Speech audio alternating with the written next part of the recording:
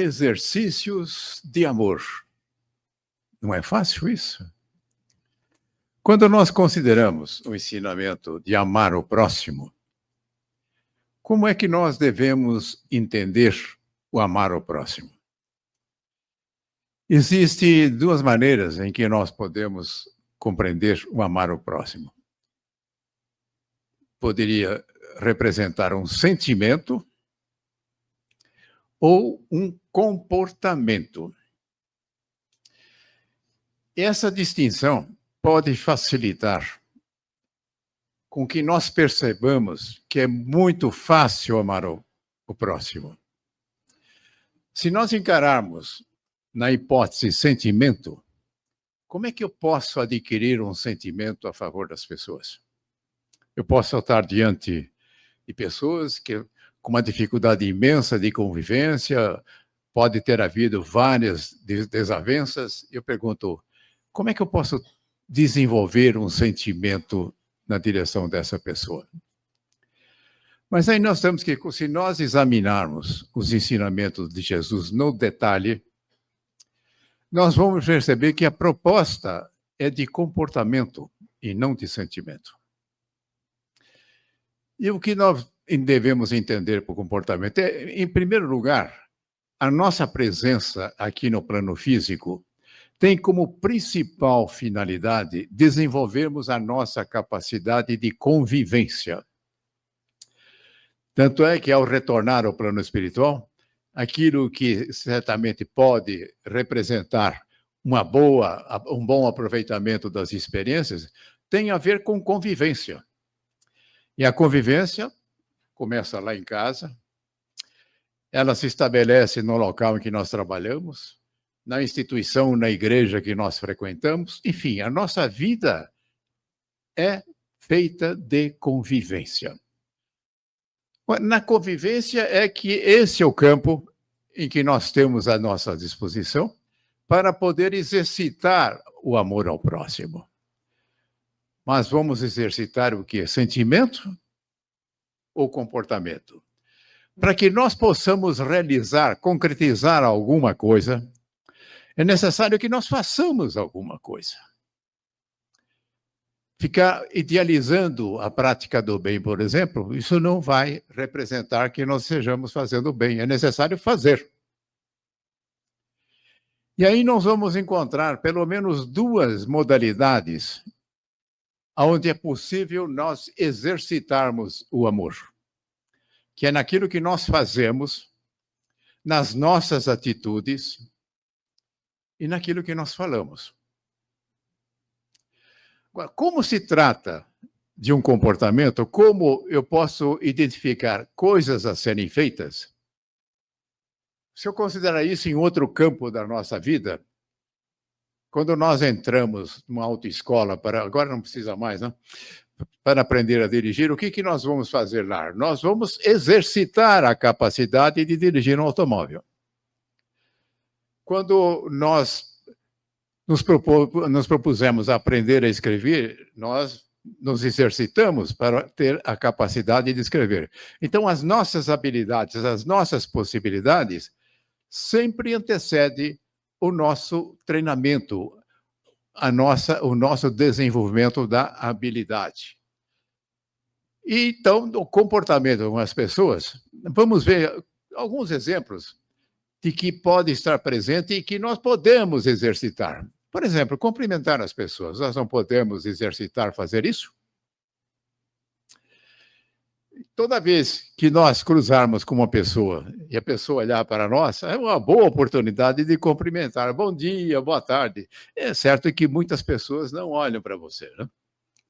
Muitas vezes, cruzando lá no estacionamento do condomínio, nós podemos, ainda que a pessoa esteja muito distraída, nós podemos, ô fulano, como vai? Bom dia.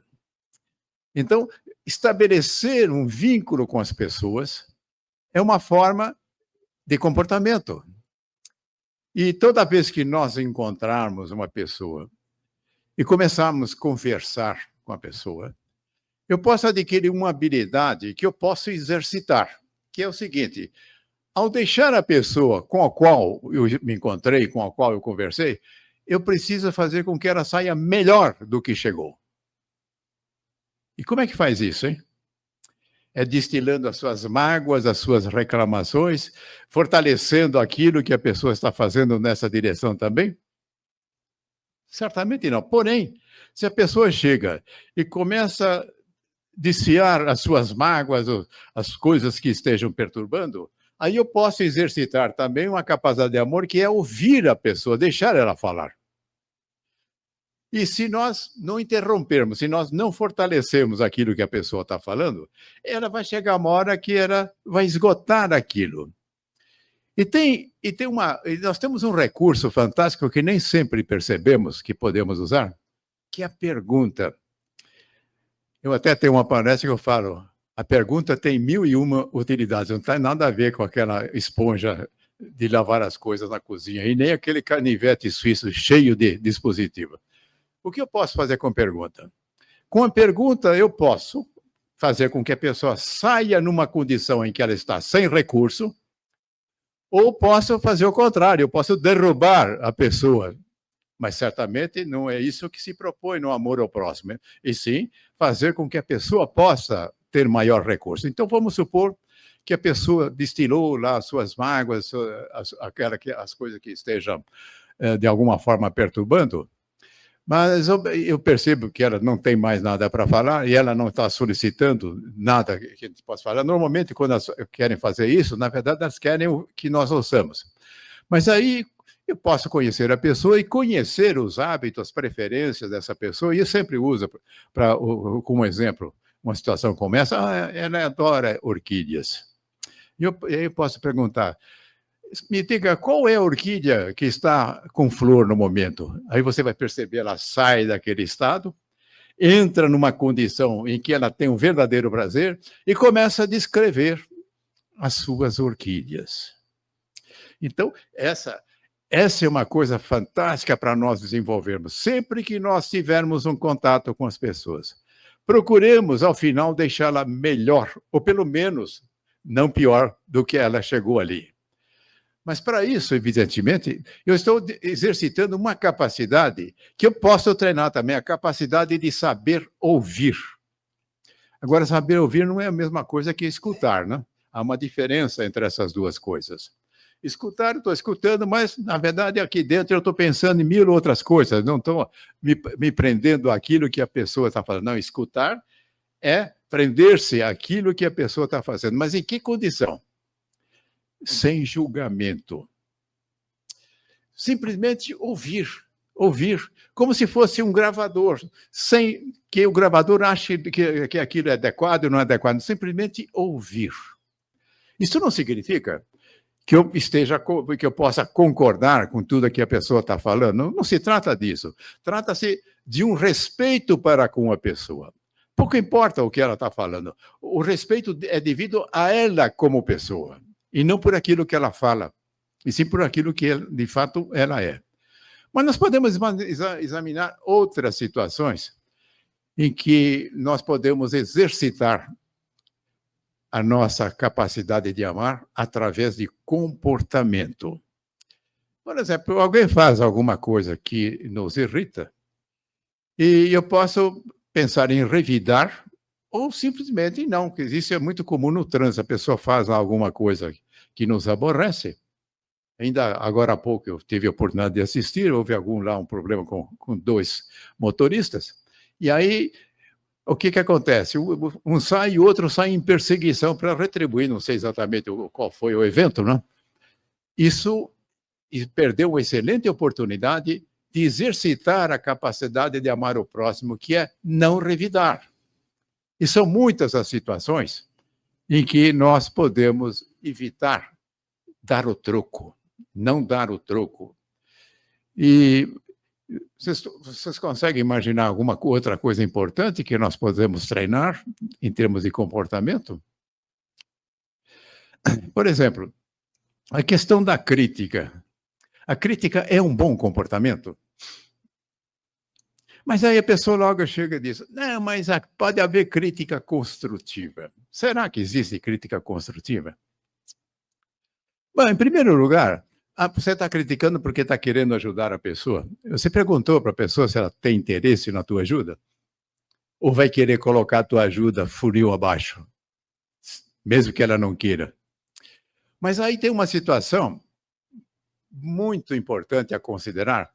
Quando nós fazemos a crítica a uma pessoa, essa pessoa pode estar preparada para receber a crítica e pode não estar preparada para receber a crítica. E aqui nesse ponto, eu diria, só existe uma possibilidade de uma crítica ser construtiva. É quando aquele que recebe sabe lidar com ela. Ou pode até perceber na crítica algum componente que seja interessante ele incorporar na sua forma de fazer, de se comportar. Mas se houver uma situação em que a pessoa não está comportada, não está preparada para receber, o que vai acontecer? Eu vou dar um exemplo que aconteceu na minha vida pessoal. Eu lia fervorosamente uma revista mensal, saía na banca, eu corria lá para comprar, lia de capa até contracapa, até que um belo dia, e nessa época eu fumava, eu não fumo mais, né? E essa revista começou a inaugurar uma campanha sistemática em relação ao consumo do fumo. Bem, eu continuei lendo essa revista, com exceção de um artigo. Você sabe qual é o artigo que eu não lia? É exatamente esse que eu me refiro. Porque eu não estava preparado para aquilo. Aquilo me incomodava, aquilo me fazia com que eu sofresse. Bom, é um exemplo muito simples. Evidentemente, eu encontrei outra motivação para deixar de fumar. E, normalmente, a gente tem muito mais facilidade quando a gente percebe uma vantagem e não simplesmente eliminar um prejuízo, mas se eu percebo a vantagem, eu vou com muito mais alegria, com muito mais empenho na busca daquilo que eu quero. Mas em situações muito mais agudas do que essa, e nós podemos estar diante daquela situação que uma pessoa está diante de outra que costumeiramente pega no pé todo dia. Isso é muito comum dentro dos lares. Isso é muito comum nos ambientes profissionais e em outros também, em que existe um contato frequente. E aquilo que a pessoa está criticando, mesmo que a pessoa perceba que existe um fundamento, em princípio, na crítica que está fazendo, mas ela não consegue livrar daquilo. Então, toda vez que alguém chega e apresenta a ela aquela situação, o que é que nós produzimos na pessoa? Sofrimento, não? Agora, isso pode ter um poder tão grande que nós jogamos a autoestima da pessoa lá para baixo. E o que acontece com uma pessoa com autoestima debilitada? E se isto for debilitado num grau tal que pode levá-la até a desistir da vida, hein? Esses processos, normalmente eles começam miudinho, depois vai crescendo, até haver um desfecho que nós depois dizer, puxa vida, não podia imaginar que uma pessoa fizesse uma coisa dessa. Então, a crítica, o que, em primeiro lugar, nós precisamos perguntar à pessoa, você está interessado em que eu faça uma análise de alguns comportamentos seus, de coisas que você faz, ou de coisas que você comprou, por exemplo, né? É muito comum, né? Mas, no lugar da crítica, se houver espaço, eu posso sugerir coisas que possam ajudar a pessoa.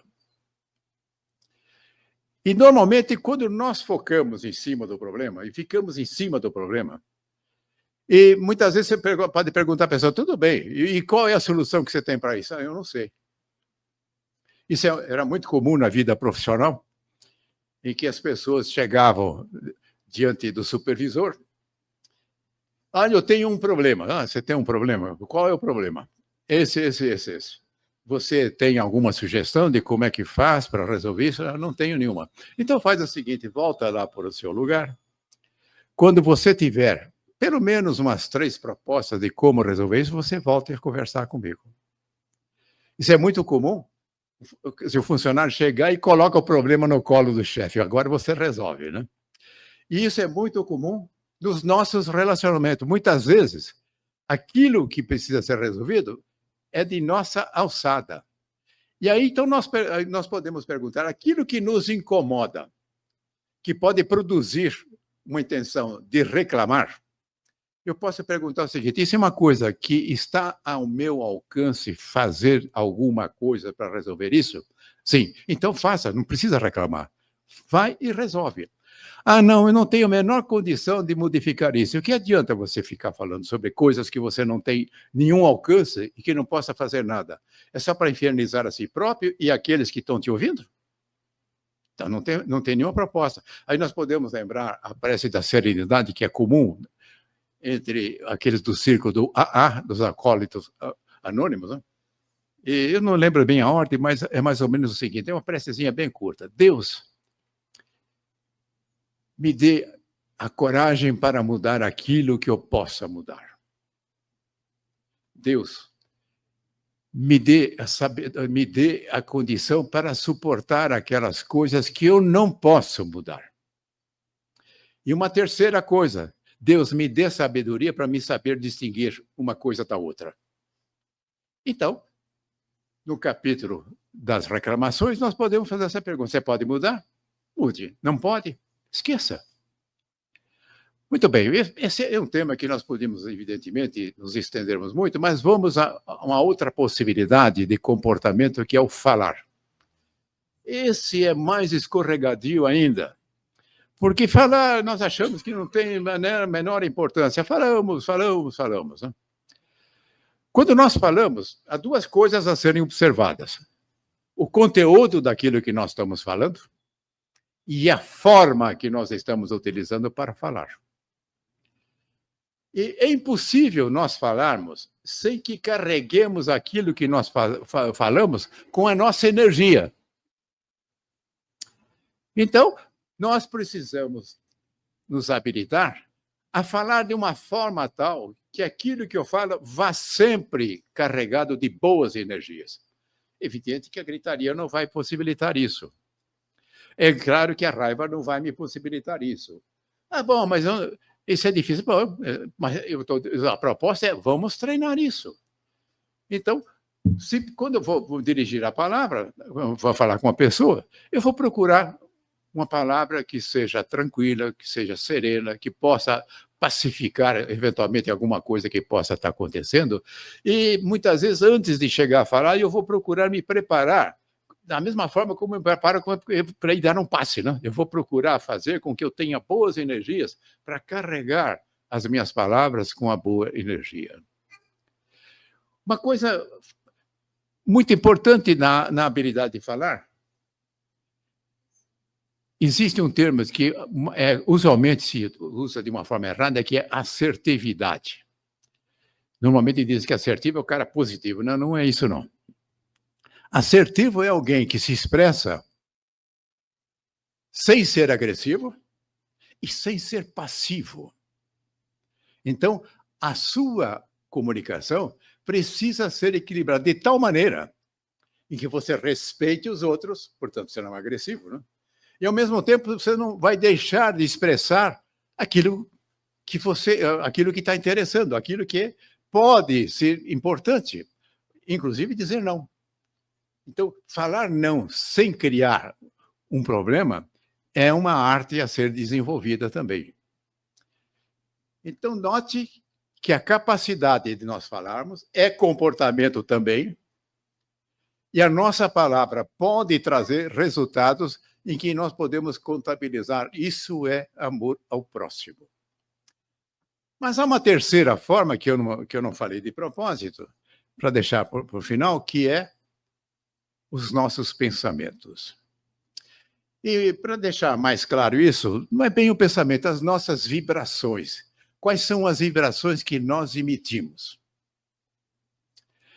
Isso, nós podemos emitir vibrações boas, que ajudam as pessoas, ou podemos emitir vibrações negativas. É bom levar em consideração o seguinte: o retorno que nós vamos ter das nossas vibrações será da mesma qualidade daquilo que nós estamos oferecendo. Aí vem a história: nós semeamos, colhemos. Então, boas vibrações nos habilita a estarmos receptivos a boas vibrações que possam emanar por aí. Se eu encaminhar uma vibração negativa, certamente vai acontecer o contrário. Então, veja bem, aí eu posso ter uma oportunidade de fazer alguma coisa, inclusive com aquelas pessoas que eu estou com dificuldade de ter um sentimento que seja um sentimento adequado. Então, eu posso estar diante de alguém em que o primeiro impulso é vibrar contra. Porque quando existe algum tipo de desarmonia, nós fazemos isso no automático. Mas eu posso começar a fazer o seguinte: não, espera aí. Quando isso acontecer, eu vou parar com isso, vou procurar me posicionar e vou vibrar em favor da pessoa. E com isso, certamente, eu vou estar ajudando a pessoa. Mas aí eu pergunto, e a questão do sentimento?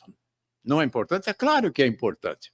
Mas eu pergunto, se nós, de uma forma persistente e competente, exercitarmos um comportamento adequado, o que acontece com os nossos sentimentos, né? Eles vão sendo alimentados. Então, aí quando alguém pergunta, como é que eu faço para ter um sentimento bom em relação à pessoa? É através do comportamento. Mas certamente chegará. Então, eu acredito que a classificação do amor, como os gregos faziam, eles diziam que havia vários tipos de amor. Ele falava de sentimentos, seria um outro. Ele falava também a respeito do comportamento com o nome de ágape. E também tinha eros, tinha filos, tinha outra, tem um monte de classificação. Então, a forma de nós nos relacionarmos e que haja vínculos de amor pode se expressar através de várias modalidades. No caso específico, está interessando, nós falarmos a questão de sentimento e a questão de comportamento. Então, é perfeitamente possível nós inaugurarmos um programa de treinamento em relação ao nosso comportamento. O nosso comportamento, de tal forma que nós possamos, inclusive, exercer uma influência positiva em relação às pessoas que conosco convivem. Aí alguém pode perguntar, bom, eu não posso fazer crítica, então não faça absolutamente nada, faça. Você precisa ser portador de uma influência que seja benéfica. Se a tua influência é benéfica, de uma forma ou de outra, a pessoa vai se interessar pelas coisas que você fala, nas coisas que você faz. Então, a influência boa é aquela que aceita, não é aquela que é imposta. E esse é um ponto fundamental. Em relação ao comportamento, nós temos que sempre estar presente o seguinte: o nosso caminhar é respeitar a liberdade dos outros. De tal forma que nós possamos ter o espaço para o nosso próprio espaço, no sentido de exercer a nossa liberdade. Então, fica aí como sugestão de considerar a hipótese de que o amor que nós somos conclamados de uma forma permanente dentro das religiões, do espiritismo, é a respeito de comportamento. E que todos nós possamos, daqui para frente, sermos mestres do bom comportamento.